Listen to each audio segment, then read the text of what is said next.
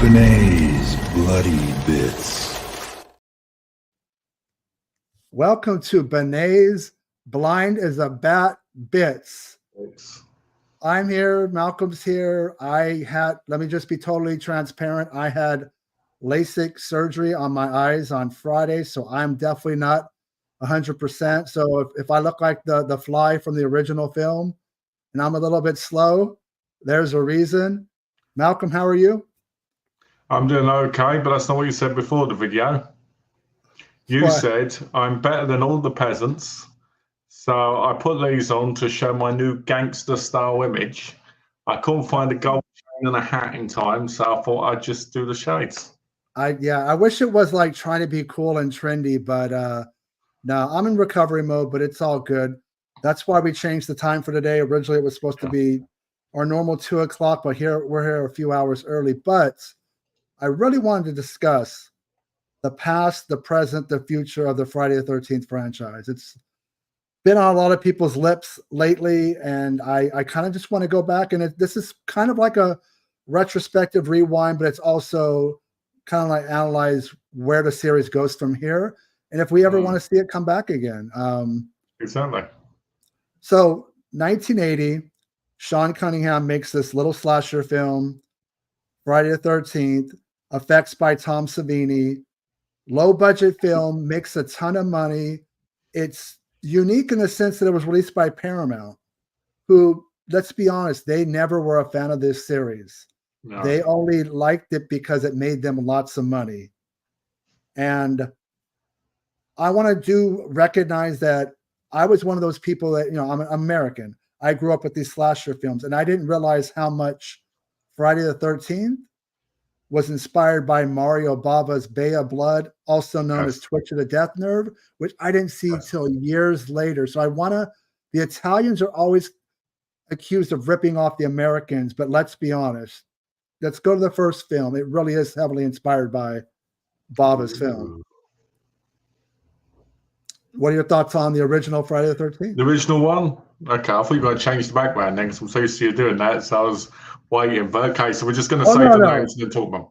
Yeah, this is going to be the permanent background the whole video. Okay. I just wanted to, because I'm so used to doing that. The first movie, I think, starts off really great. I love where she gets in the thing, gets killed, And I love the crazy guy. What's his name? Ralph. Because I always get mixed up with the other crazy guy from the other thing, which Malcolm, I think it's... You're doomed for not remembering. You're doomed. But no, I like the first one, and I love the way it's shot. I still think it's the best one in the series, really, after one other, which I'll get back to later. And I like the twist at the end because I feel like it's very realistic. I feel it's very important. I feel like there's some great cast members in there, like Kevin Bacon. And I think the tension's good. And for something that's low budget, it never actually feels that way when you're watching it, especially now, even on 4K. When you watch it, it doesn't feel low budget, other than obviously because you can see the makeup effects, but that don't really matter. But yeah, the first one to me is one of the best ones. And the effects are good. I don't know if they hold up today. I feel like they're very tame. But at the time, this was Tom Savini post Dawn of the Dead. They were inventive. They were cool. And we need to remember the killer is not Jason Voorhees in this film. Yeah. We get the backstory. Most people forget. What I do like about it is, and we'll talk about it later with the television series, it plays a little bit like a prequel, but it doesn't spend much time showing, Jason in the lake drowning. We found out, the kids are, screwing around, having fun. He gets neglected. And so the killer ends up being his mom, Pamela Voorhees. And I think that's cool because you kind of forget it because Jason is the face of the franchise, but that's really not until he shows up at the end and the kind of dream sequence, but not really a dream sequence that was definitely lifted from the end of Carrie. Yeah. If it wasn't for the end of Carrie, you probably don't have the end of Friday the 13th, where it's all tranquil and blissful. And she's just, and Jason comes out and it still works, even though it's coming. That scene is very scary still. I have to wonder, when they made the sequel to the first one, did they ever think about having a little Jason Voorhees like swamp thing, just like dripping water and everything? Did you hear that noise? Someone's knocking at your door. I don't know. It's no, but look. Let me shut the window. Okay, go for it. Malcolm's going to go shut the window. We're going to continue to talk about the Friday the 13th series and where we feel like it should go next. As soon as Malcolm comes back, we're going to jump into part 2, which Malcolm at this point has art. So just as a recap, so far you're saying this is your favorite of the franchise, the original. Yeah. You're turning off your volume because of the noise. I It's forgot okay. about that. Oops. No, don't Well, I worry said about it it. looks like people next door are moving. So, but yeah, the first one is one of my favorites. But there's one which is better than that one for me. But yeah. So here's the cool thing. Literally the next year, 1981, we get part 2. I saw it in a drive-in theater on a double feature with My Bloody Valentine. And this is where we get, this is where Jason takes over. And we get, it had to be inspired by the Elephant Man, the sack over the head, the sack killer. So he takes the sack off. And it's got that very mungy, ugly face. I think this movie totally outdoes it, the original. The body count's bigger. The kills are better. There's more of them. And, it's where they start to carry over. The beginning of part 2 recaps the original film. I like how the films did that. Like, you feel like they end and it begins like it kind of right continues. Away. Like the Phantasm movies. Yeah, these are not huge plot-driven films. I'm not going to even focus on that. This is about body count and girls getting naked. And I really feel part 2, the body count continues. I really feel it's better than the original. I think it's a lot of fun. Is this the one where he gets the hatchet in the head and goes down the stairs? Or is that the first one? Was this one? Well, I know in part 2, there's a guy that's in a wheelchair. Yeah, that's the one. That's what I'm talking about. Machete, and he gets that machete in his face, and he literally, I believe it's out in the rain, just goes down the stairs. That's the best kill in the whole movie. Yeah, part 2, it's really solid. Jason is the killer. Great kills, great score. Savini didn't do the effects on this one, but I do feel bad for him though when she manipulates him and tries to pretend she's his mother. That's really disturbing. And I feel at this point we need to say, but when somebody like that plays mind games with you, you're gonna try and kill him because you have to, don't you? Pamela Voorhees' head's on the table. She's in famine. She's got that smelly thing on, and she's just pretending to be her. And that's why he kills her boyfriend the whole movie. So it's her fault, even though that came later. Is there anything in 2 that you felt was done better than the original film? Yeah, the machete and the guy in the wheelchair. Because it showed that, unlike most places, disabled rights don't matter. So I like that in that movie because it was like Franklin all over again in Texas Chainsaw Massacre. And what's crazy is they were cranking these films out so quickly. Literally, the next year, we finally get the iconic hockey mask, which is Shelley, goofy, nerdy Shelley with this curly hair, has the hockey mask. It becomes iconic. It's weird to think of him without that mask. It just kind of happened by like chance or mistake. And this is 3D, the only film in the series that's been in 3D. It opens with that almost disco-esque music and the 3D. And I really, of the era, the early 80s, there was a renaissance 3D with Jaws 3D, Amityville 3D, what is it, Metal Storm, The Destruction of Jared Sin, Jaws 3D. I really felt like this film did the best with the gimmicky. It's a gimmick, let's be honest. But when back then when it was the curved screens and not the actual proper glasses. I thought it was what do you call it, anaglyph glasses with the red and blue. Yeah, I think it was more the curved screen in some places because, but I know the red and blue ones were like there, but I think it depended on what cinema you went to because if you had the curved screen, it looked more 3D, depending on where you were sitting anyway. And I didn't see it on its initial theatrical run, but I did about 15 years ago there was a revival screening with the guy who played Jason, who's no longer with us, Richard Brooker. So I did get to see it in 3D. It was camp, you know, the eyeball popping out and, you know, coming toward the screen and like a yo-yo. You know, it's silly. It's almost like William Castle-esque. But I think up to this point, it had the most attractive cast for women. Oh, yeah. 3 was Jason himself. And I love that. It's my favorite Jason. Well, I do like too how like they go to the liquor store and they bump into the bikers. Remember they knock over his motorcycle and the biker people follow them, because some of the best deaths in the film are those people.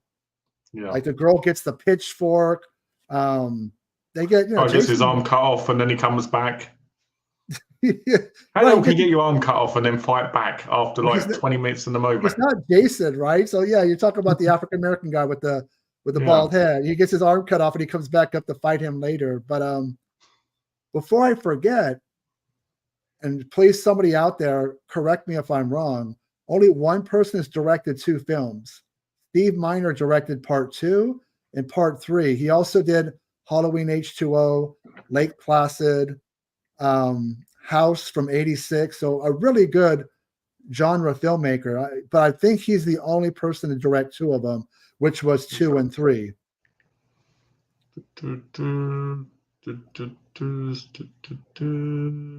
We'll just say I'm right and move on. It looks like you are right. Okay, the only person to direct 2 Friday the 13th back to back. Yeah.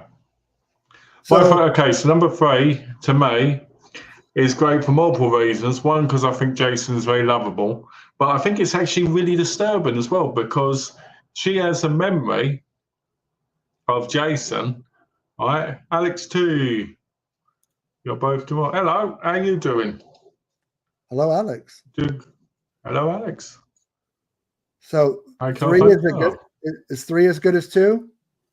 Better than 2, but for multiple reasons. But I want to get into this one debate quickly on this. So she remembers Jason from a different time when he apparently tried to, you know, assault her. But Jason isn't that type of person. So are we supposed to believe this was like prom night Jason, where he was really young and he just had that feeling and he went for it? Thank you. I've really worked hard on this. Because of doing the videos, I've been able to afford a new place.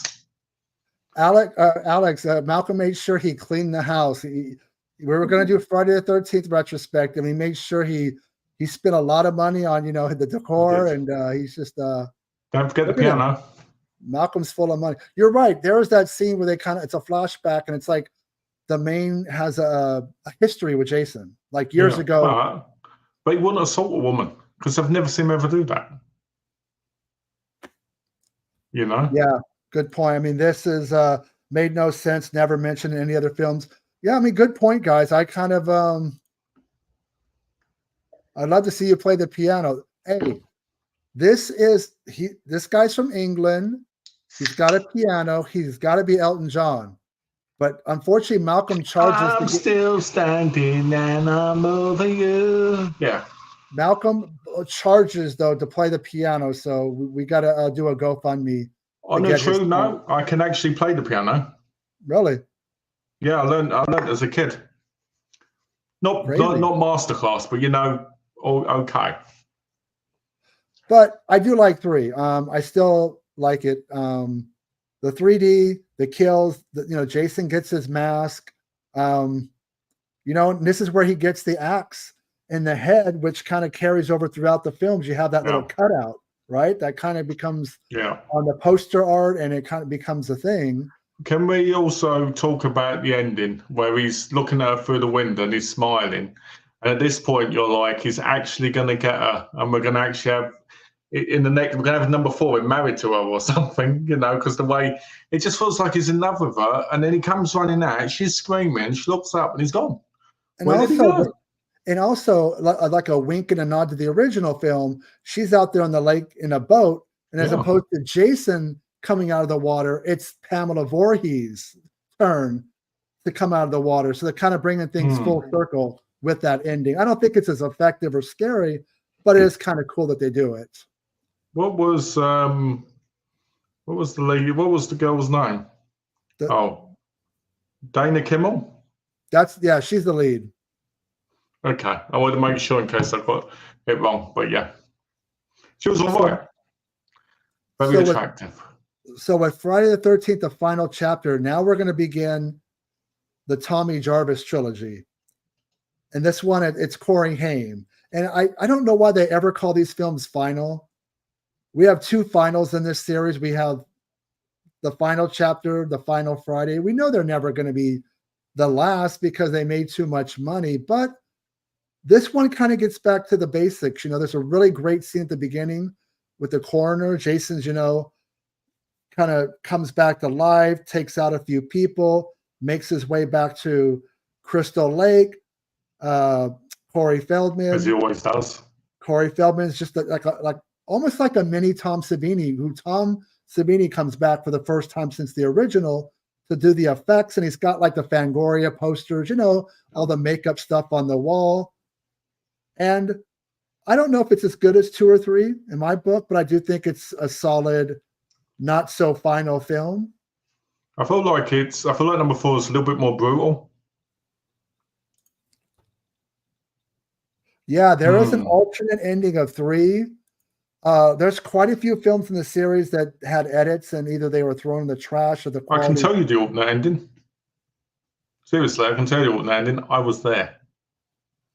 So, I know an ending. He's up at the window. He runs out. Right? She's trying to swim away. Pamela Voorhees comes out. Right? And she conducts a wedding ceremony for Jason and the girl. They get married, and then you see little kids like in Prey. Even though you were born in 1988, you're going to be able to tell us what happened in this film that was released in 1984. It was a past life. I died that year later on and was reborn now. So, okay, isn't final chapter where it's so politically incorrect but hilarious? There's the heavyset girl on the side of the road eating a hot dog. I think it is. And she gets killed, but it's totally like, just so wrong. But it's so a product of its era. Was this the one with that Crispin guy now? Who could forget Crispin Glover's white boy dance? There are like Giphies. There are GIFs out there of that dance that get used over and over because I don't know if it was impromptu or, they told him to dance and that's what he came up with. But actually, it's one of the more memorable parts of the film is his dance. Yeah, I think it's actually probably the best part of the film, other than when Jason basically just walks through the front door. And the machete kill at the end, or not so much. When it's halfway through, it just goes. Where the machete goes in and he just slides down the machete. And we knew that wasn't the end. I mean, I don't even know why they call it the final chapter. Probably to put butts in the seat. Oh, we're never going to see Jason again. And then A New Beginning, I think, is the first really divisive film in the series because it's not Jason. It's Roy, the ambulance driver, but he's dressed up as Jason. He's doing the kills. But this one, the director, I believe he had a history in the adult industry. And it shows because the film is kind of grimy and it kind of has that trashier look to it for sure. Yeah. Some of the, I think there's some crueler kills in this film. Oh, yeah. But it also has the black guy from Return of the Living Dead, and he has one too many enchiladas and he ends up on the shitter. I mean, that's just, it's funny. We should be talking about the kills, but there's some of the funnier stuff in these films that actually works better. And he's in it. He looks like he stepped off the set of Return of the Living Dead. He's wearing that same kind of all black leather. He probably did. Did he? I mean, literally, because they both came out in 85. Return of the Living Dead and A New Beginning. So yeah, these were probably shot in 84 and they typecast them, but it worked. There's some great deaths, but it doesn't sit well with people that there's a different person playing Tommy Jarvis. It's not, that was terrible. So you kind of have to start liking a new person or caring about somebody different. And it's not Jason. And we'll get more into Jason Goes to Hell. kind of had the same issues with a lot of fans. It's not Jason, but I guess it's better than nothing, right? We got another Friday the 13th film out of it. But I'd rather not have had it. And the best part is the beginning part where he gets killed with the axe. Yeah, lots of deaths.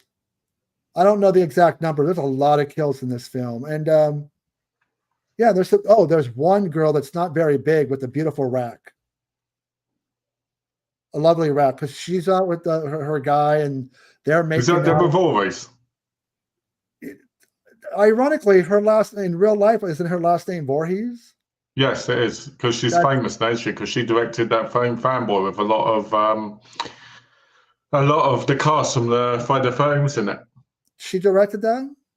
Yeah, she did a whole family for it and everything, and I think Kane Hodder was the villain in it. I think.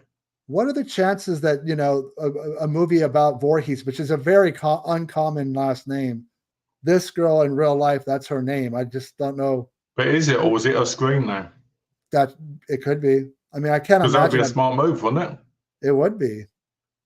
But up until this point, we're 5 films in. This was, I don't think it's a bad film, but it's my least favorite at this point. Jason Lives, again, this is the 3rd movie in the Tommy Jarvis trilogy, but this casting I liked because I remember the guy from Return of the Living Dead, Return of the Living Dead 2, Tom Matthews. And the director, Tom McLaughlin, I really felt like this is the most un-Friday the 13th film because there's not a lot of blood. I don't even think there's nudity. But isn't this the one where he's in love with the copper's daughter? Yeah, and at the beginning, and she's always helping him, and he basically stabs zombie Jason, the dead Jason, brings him back, and then gets horrified. Right, because at the beginning of the film, he's traumatized, and he still doesn't think Jason's dead. He goes to the graveyard, and we can see it right here on screen. He takes, he takes a piece of like the fencing, the metal fencing at the graveyard, shoves it in his body, and in true Dr. Frankenstein fashion, a lightning bolt hits it, brings him back to life. And then this is where Jason kind of becomes zombie Jason. We almost can justify why you can't kill him. And the guy that he's with in that scene at the beginning of the film is the guy that played Horseshack from Welcome Back, Kotter. Ooh. The same actor. This, by far, is my favorite of the series. Even though it's not huge on the blood and the gore, it kind of has a humor to it. I wouldn't say horror comedy, but there's humor. Like one girl gets killed in the water, and like her American Express card goes floating off. And if you remember the tagline for those commercials was "Don't leave home without it." This is what about the RV kill? That was great. Oh, where they're getting it on, and then they stop, and the girl gets her head shoved into the wall, and the imprint of her face makes it through the wall, and that's and it goes flying, and he just climbs up over it, and the girl in that scene is Darcy DeMoss from Reform School Girls. Nice. Always had a crush on her. So yeah, the RV tips over, it's on fire, and Jason comes out. I feel like this is where he, like, for me as a fan, really became iconic. There's just, and also the Alice Cooper song, "He's Back." The Man Behind the Mask has got a great soundtrack. It does. Jason Lives, to me, of all the films, always will be my favorite. It ends the trilogy with Tommy Jarvis. Of course, there's some occult parts to it too, and how they want to, quote unquote, kill Jason. They lure him out to the lake. Yeah. He's got the rock and the chain, puts the chain around his neck. The rock is supposed to hold him in place underneath the lake. And you think that's the end. And, he burns, there's a circle of fire. So I feel like there's some supernatural, not overtly. Yeah. There's some supernatural aspects that I enjoyed to the film as well. Yeah, because the next one's where it gets really silly. Part 7, The New Blood, that's where we got John Buechler, who is known for doing the makeup effects on the Troll films. 7 is very weak to me.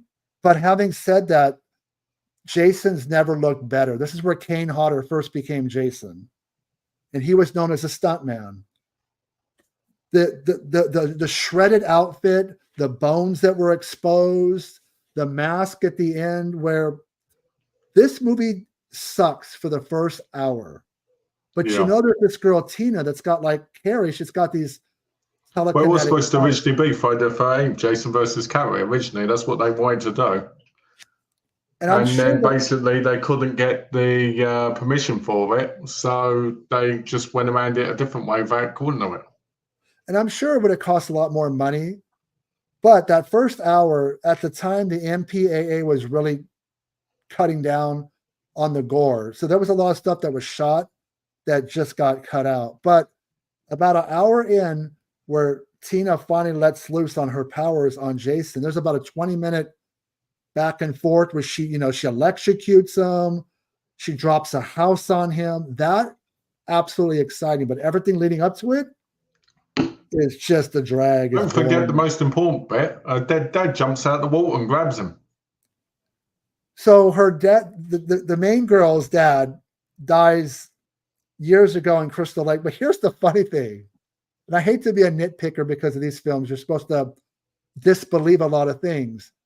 He looks exactly like he did when he drowned. He hasn't rotted. You know what I'm saying? It's all these years later. Yeah. She brings him, brings him back.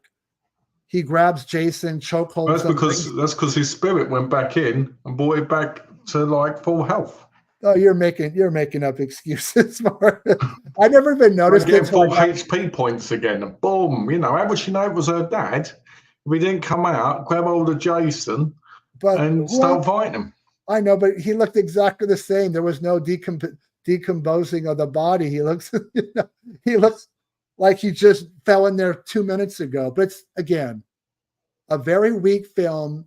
Saved by the last 20 minutes, I think, are great. I usually will just start watching the film, skip the chapters, and go right to about an hour in. But Jason's never looked better. This is the first of 4 films that Kane Hodder was Jason. Then we get to Jason Takes Manhattan. False advertising for a lot of reasons. One, most of the film was shot in Canada, and I get it. That was to save money. But they spent about an hour on the Love Boat. Some good kills here and there. Finally get to Manhattan or New York, where it's really Canada. And it's just boring. A lot of flashbacks where Jason's a little boy and he's kind of haunting people. And it starts Kelly Hugh as well, doesn't it, at one point, before she gets killed? She looks great in this film. This is one of her first roles. She was brilliant, so beautiful. Right. So she was beautiful in Scorpion's King as well, but yeah, go carry on. Oh, and also what was the X-Men 2? Yeah, and Martial Law, the TV series. Yeah, it takes a while to get going. Again, it suffers the script like with the New Blood. Takes forever to get to New York. And then when he gets there, I mean, there's some great scenes where he's walking down the street and the kids are got the boombox playing their music and Jason kicks it.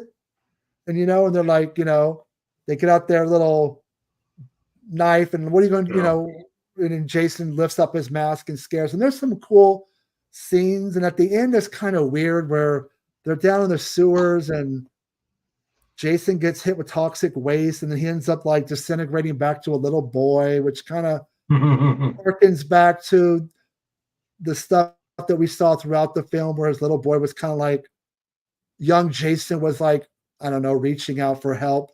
I honestly feel like what they should have done is when he got to the little boy stage, the people he was fighting against, they should have ended it with them picking him up, right? And then his life restarted because it would have been a great end to the franchise. You saw like clips of them like just spend time together as a family. They had a house. They had like this, you saw them grow up and become like, I don't know, some amazing person from a kid. It would have been a great way of ending the series. So now we're 8 films in. For me, the weakest ones are A New Beginning, New Blood, Jason Takes Manhattan. What about you? What the least favorites up to this point for you? My least favorites were 7, 6, 5. Yeah. Cool. Okay, so I thought 4 was pretty good. So the last couple films in the series did not make a lot of money. So Paramount was done with the series. Now New Line Cinema gets involved. And so in 1993, Yeah, 1993, we get Jason Goes to Hell, the final Friday, which for the most part just bypasses what happens in Jason Takes Manhattan. Jason's back at Camp Crystal Lake. You think that, it's going to play like it always does. There's a girl, takes a shower, Jason follows her, but little do we know, it's a setup for a SWAT team that traps him, blows him to pieces, and now we get into new territory where Jason is like a body hopping demon, almost kind of, a la another New Line film, The Hidden, which was an alien that jumped from body to body. This one, if A New Beginning pissed people off, this one didn't sit well with most, but I loved it for a lot of reasons. Yes, Jason's only in it in form at the beginning, at the end where he gets resurrected. But in between, you have the most kills, easily the goriest kills, in particular one where a guy's making out with the girl and he gets split in two. There's cameos from things that people might not pay attention to. The Crate from Creepshow, the Necronomicon from The Evil Dead. Kane Hodder plays a SWAT team member in the hospital that gets killed. I always loved 21 Jump Street. And Stephen Williams, who played the captain on the show, steals the movie as Creighton Duke, which is a bounty hunter who's after Jason, who has a history with him. I believe there's a comic book based off his character that kind of gives more backstory. There is, yeah. I'm not going to be an apologist. I've always loved this film. I will die on that hill. I know I'm in the minority. Most people hate it. I think it's great. I think it's great when it comes to the deaths, and I think it's great when it comes to the silliness of it. But the whole eating the heart constantly and forcing it down someone else, that's a little bit too much. And I will say this, I love the bit where he rejuvenates back into Jason with the light, and they're like, only the blade from a family member can kill him. Yeah, I mean, it's a little bit. I mean, yeah, the dagger that, only Jason through a Voorhees was he born, through a Voorhees, is the only way to kill him. Yeah, they're laying on a lot of stuff that a lot of lore that never existed. That never existed, but I guess, they kind of over-explain it, but at the same time, I just go with the flow. I just go with the kill. And here's another thing that I enjoyed too. I always the underrated television show Friday the 13th, the series, they brought in the lead character, John LeMay, crossover. The only person that was like in the television show, which had nothing to do with Jason, but he's in the film. And I think he's a really good, strong lead, There's a part where he's trying to figure out, what do I do? Jason, how do I kill him? And he goes and visits Creighton Duke in jail, and he wants to get some information. And Creighton Duke's like, put out your finger. What? Put out your finger. And he puts out his finger, and Creighton Duke breaks it. And then he gives him a little bit of information. And then he's like, what else do I need to do? Are you willing to pay the price? What? Give me your finger. So it's like he's testing this guy to see if he's got what it takes to take down Jason. And he breaks number 2 finger. And I just like that dynamic. There was some better acting in this film. I think it wasn't just all teenagers. There were some older people in the film. But I get the silliness of it. I know anytime I bring up this film online, just the hate comes from left and right. But you know what? I don't care. It doesn't bother me. I like the people in the diner. All the actors? Oh, yeah. Yeah. How like weird they are. And I will say this. Way back in the late 90s, I used to order like bootleg movies from, I want to say it was a company called Video Dungeon.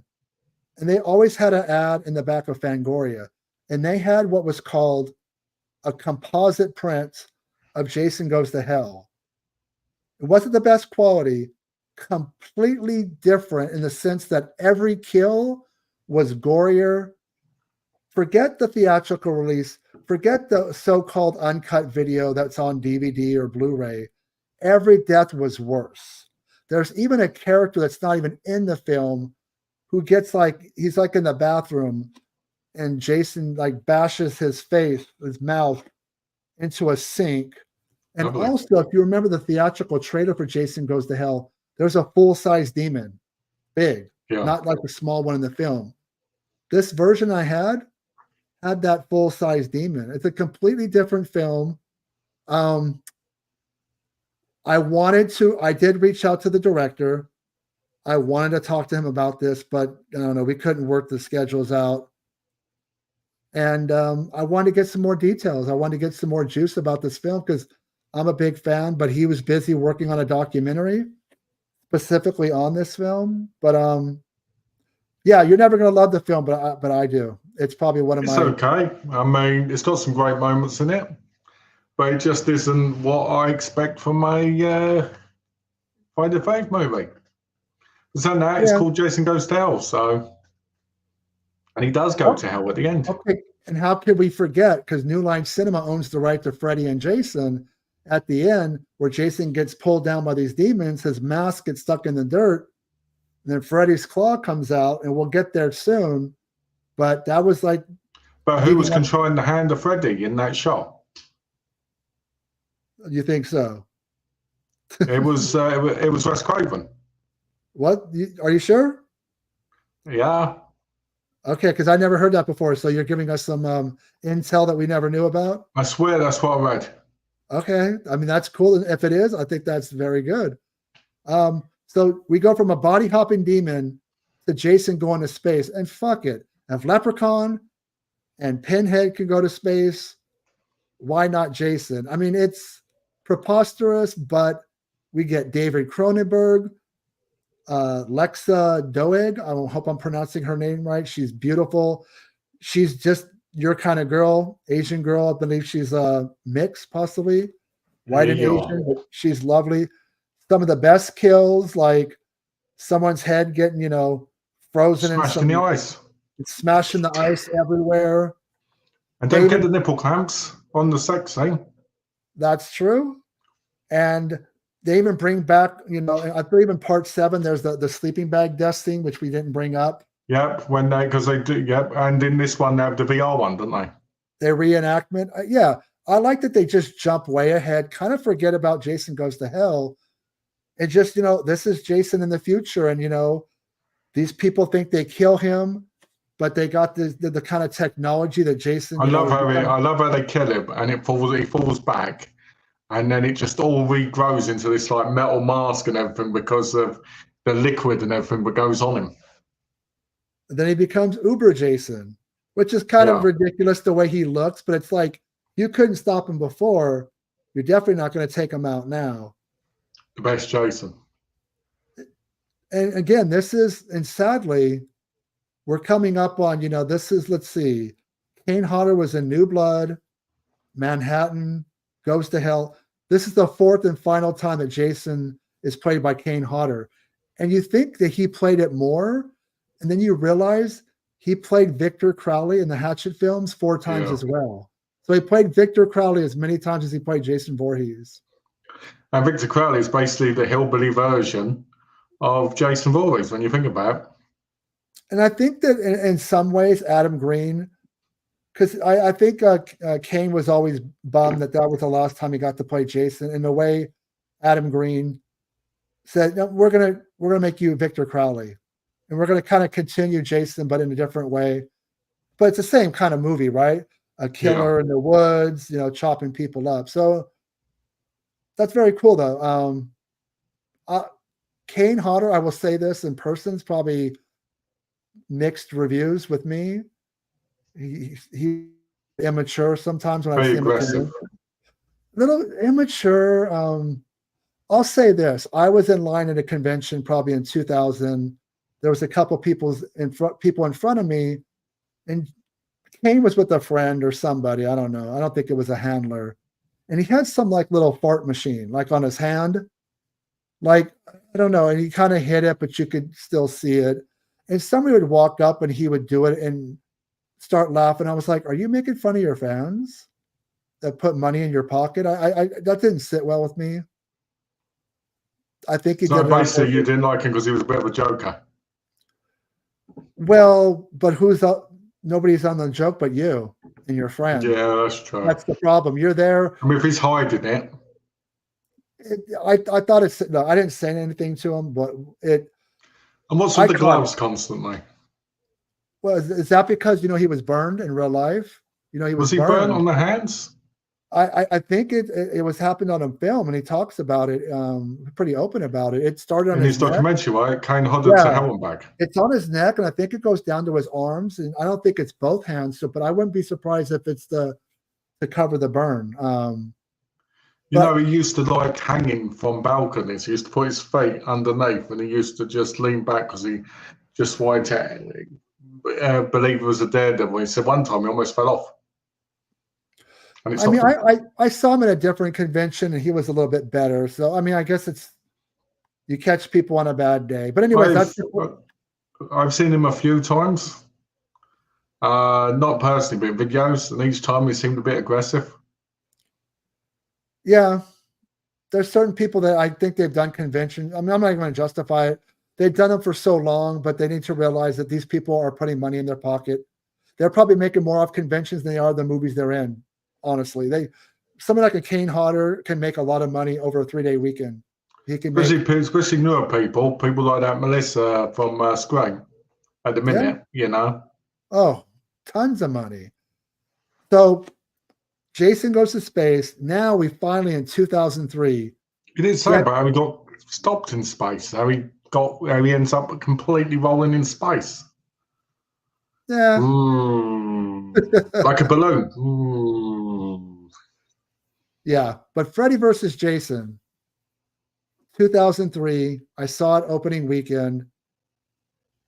A little bit CGI effects didn't work for me. CGI. I don't know how you could do it better as far as making it a Friday the 13th film, but also making it an Elm Street film. And of course, because Freddy built New Line Cinema, the story is going to revolve around him. One, he can talk. Two, he is more powerful because he can manipulate the dreams. Jason obviously is not played by Kane Hodder anymore, but visually, Ronnie Yu, who had directed Bride of Chucky, The Bride with White Hair, he really brought visual style. Maybe like no other Friday the 13th film. There's a little bit, things aside, the visuals, but gory as hell. Violent as hell. Gory. Great kills. Kelly Rowland's in it. I know you enjoy her from. Yeah, I enjoy her a lot. I'm sure you do. Especially when she gets hit up against that tray. I just think as a Freddy versus Jason, I never thought we would get it made. And I'm really surprised because it made so much money. We never got a follow-up. But the film itself, visually, the colors, it's like Argento. If Dario Argento directed a Friday the 13th film in his prime, it would look something like this. And it has a perfect ending too. Yeah, I mean, Jason, and I think Freddy gets the better of him, especially in the dream world, which he should because he can do whatever he wants, right? Yeah. But he can't kill him.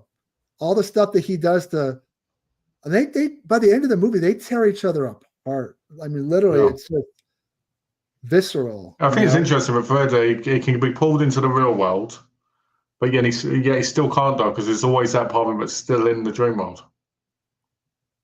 Yeah. I thought the whole bouncing back and forth between, and also how did they get Freddy to come back? They stopped talking about him, right? Yeah. How do you get him to come back? They started saying his name, almost like don't say Candyman, 5 times. And don't forget the CGI creature thing that smokes the spliff.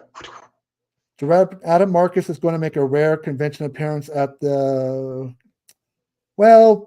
rare for there. He has started to do a lot of conventions. I know he's doing one out here in California really soon. Again, I would have no problem getting him on here to do a retrospective just on that film. I tried my hardest and it's kind of fallen on deaf ears. So that's too bad. Hopefully that changes. I hope that changes at some point.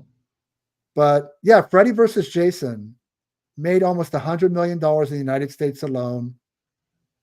Fans seem to like it. I don't know why they didn't do a follow-up when they had the rights to both. Instead, we got the remake from Platinum Dunes, and that's easily my least favorite of the series. It just didn't feel like it had Jason, it had kills, it had nudity, but it was done by way of producer Michael Bay, and Marcus Nispel is the director. He also did their remake of Texas Chainsaw Massacre, and I felt like it was another Texas Chainsaw Massacre film, but Jason was instead. I didn't like it at all. I didn't like the way it looked. That. I didn't like the way it felt. He was even in a tunnel area. Yeah, And that I was like, silly, that. is this fucking Texas Chainsaw 2? I felt like it was more Texas Chainsaw than it was Friday the 13th. I didn't like the Jason Voorhees in it either. I didn't like the guy who played him. He looked like some guy that just come from the mechanic shop and he shut up for the night and was like, oh, I'm going to chase some kids. I mean, I sat through it in the theater. I didn't like it. I did a marathon years ago where I did go back and watch all of them. I couldn't even get through it, dude. My opinion hadn't changed. I feel like it still was a weak film. It's just, give me even 5, which I'm not a fan of, or even Jason Takes Manhattan or New Blood. So 12 Friday the 13th films. Then there was some legal problems with Sean Cunningham, the director of the original film, and the writer, Victor Miller. Now, supposedly it got all settled, but we still don't have a new Friday the 13th film. They're talking about doing a series. Then they were talking Peacock was going to do it. Then A24 was going to be like, Crystal Lake, but it was going to be like a prequel. And since they really can't use Jason in The Mask, it was going to talk about, Mrs. Voorhees. And to me, I have no interest in knowing her backstory because we already know everything we need to know. This is not like Norman Bates' mom where there's going to be something there to it. Her main reason for killing the teens in the original, because they neglected her son who drowned. What did you think about? Is he supposed to drown in this one and they'll get revenge, or? Brian Fuller, who was the producer on the Hannibal series, which a lot of people enjoyed, was part of this. So he's a fan, but I have a feeling it was going to be, Mrs. Voorhees heavy. Jason might get mentioned, or he might even be around when he's younger. There's not going to be a mask. And to me, the heart and soul of this franchise is very simple. Jason, hockey mask, killing teenagers. I don't want a prequel. But he never came first. She did. So technically, if there's a prequel, she's the chosen one, not him. The chosen one. Was it Mortal Kombat? Was it Star Wars? Yeah, she's the chosen one. And she was, make a young Pamela Voorhees, make her get frisky, make her get pregnant, make her have him, right, over 6 series. Then he drowns. She goes batshit crazy, right? He comes back, and it's like, oh, my precious boy in her head, and he talks to her and stuff, and you've got a winner. I heard that was going to cost like $1 million an episode. I don't know. What, Game of Thrones money? Huh? What, Game of Thrones money? 100 million an episode? That's ridiculous. I don't know. That's kind of what was being talked about. Right now it seems to be dead in the water, but I guess it could get revived. The reason I wanted to do this video was a lot of people seem to be very upset that this series wasn't going to happen, and I really didn't care because I feel like I grew up with these films. I don't know if we can really do much else. I think once you've done this many sequels, you've done 3D, he's been a body hopping demon, he's gone to space, he's battled Freddy, it's been remade. Maybe it's just time to let it go. Let the series be done. Maybe they should do a Jason versus Michael. That makes more sense. It's very possible because Blumhouse has the deep enough pockets to get these films. I mean, it's not out of the realm of possibility because they still, as far as I know, have Halloween.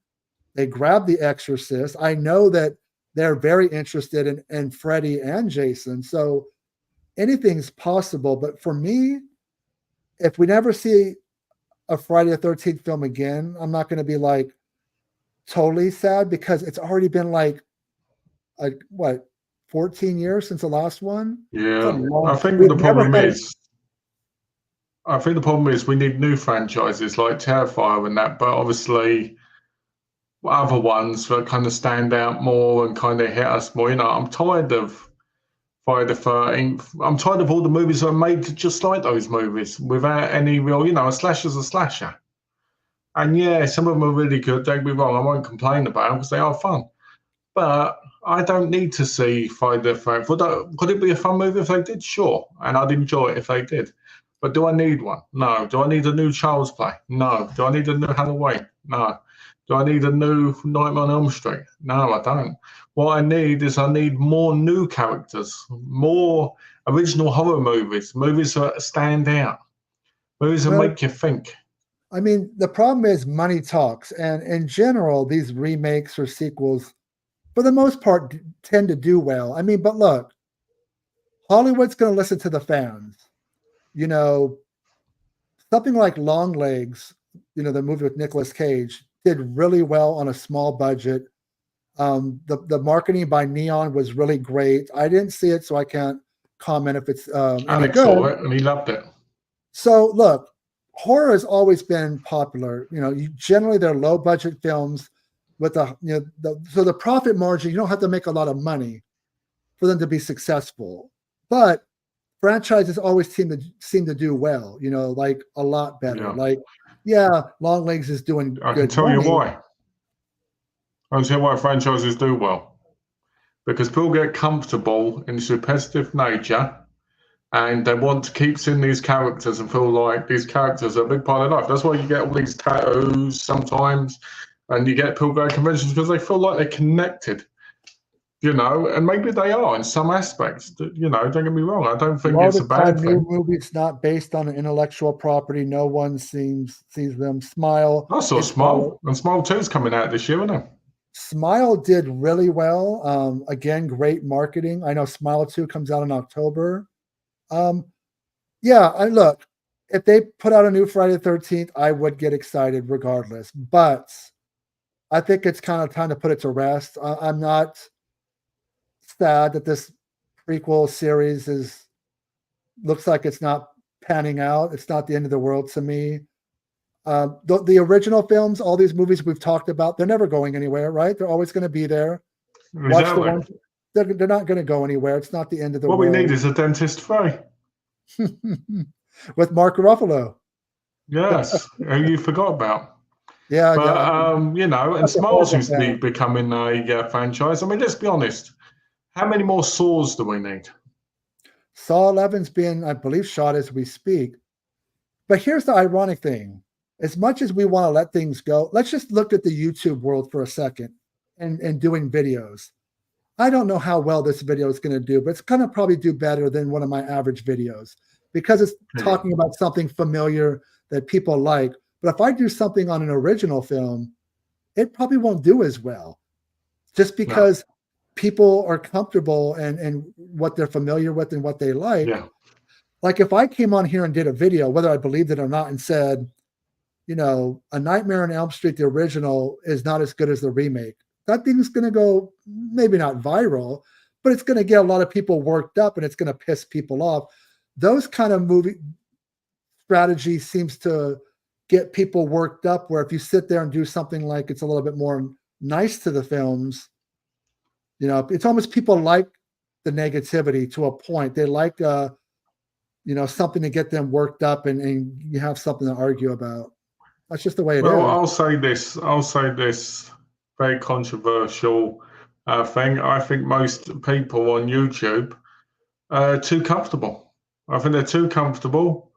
I think they want to talk about the same old stuff because they can. I look at horror channels, for instance, and it's always the same practically. And then when a new film comes out, they want to act like it's this new big thing, and yet they're too busy focusing on the past things. And to be honest, I find that a bit tedious because I'd rather talk about mostly stuff that most people don't talk about because it shows you actually have a knowledge of horror and cinema.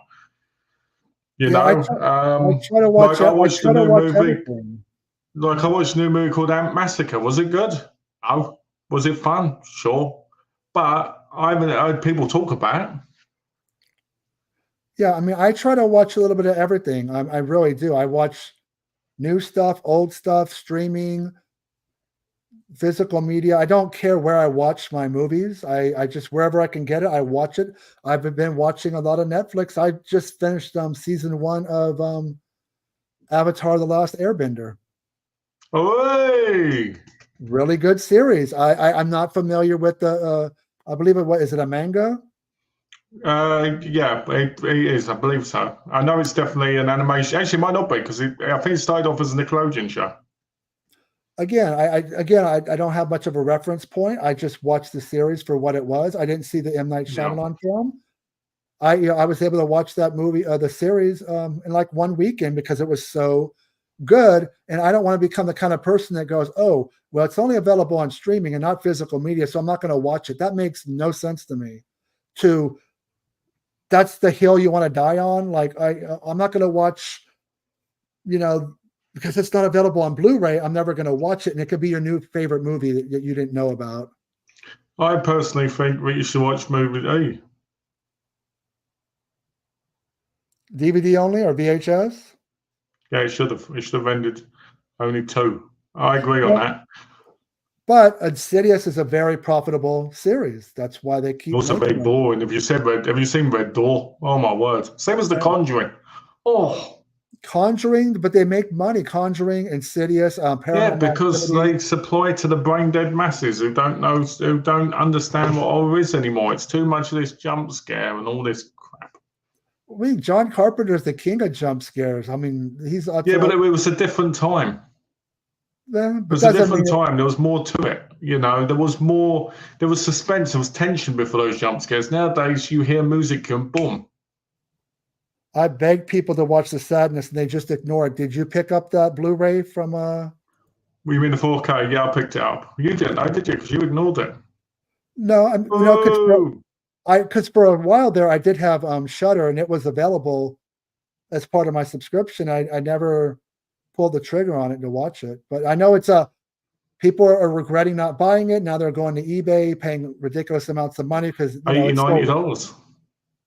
Hey, FOMO is real, man. If there's a limited run of 1,000 to 2,000 copies, you got to buy it right there. But I got mine. I've still got to watch mine, to be fair. I watched that trailer like 3-4 years ago, and I've wanted to watch it since. Yeah, I can't. I got 3 different versions. Ooh. So somebody, I'm guessing German media book or still book, Raven Banner Blu-ray, and Vinegar Syndrome 4K / Blu-ray. I'm guessing. I could be wrong, but I'm guessing. The Vinegar Syndrome one is the best 4K one out there. No, I'll get around to seeing it someday. But for me, Friday the 13th, I think it's time to put Jason to rest. It's, I say we put him to rest and keep on with his hillbilly cousin, Victor Crowley. Victor Crowley. Because personally, I think Victor Crowley is hilarious. You know, he reminds me of a mixture between Jason Voorhees and Montan. That's a series I would like to talk about. It's a really good. I like that series. Actually, I like a lot of the sequels because they kind of up the ante with the violence and the kills. I love the Doug Bradley bit at the end of number 5 where it's like, "Ha ha, gotcha," and they're driving off. I love that. So number 6 is fun. I think that are you done with Friday the 13th? Are you okay if it never comes back? I'd be okay if it never came back, but if one did come back and it was decent, I'd definitely watch it. But I wouldn't rush out to hope for another one, just because I think there's more stories out there that could be told from other IPs and different, other characters. Well, thank you everybody for watching, for our little kind of going down memory lane, looking at all the Friday the 13th films, giving our opinions on the prequel series, and if we really want to see a sequel in the future. We'll be back next week. I'm not 100% sure what video I want to do, but Malcolm and I will talk about it, and hopefully we'll be back sometime next week. And thank you everybody for commenting and doing all that fun stuff.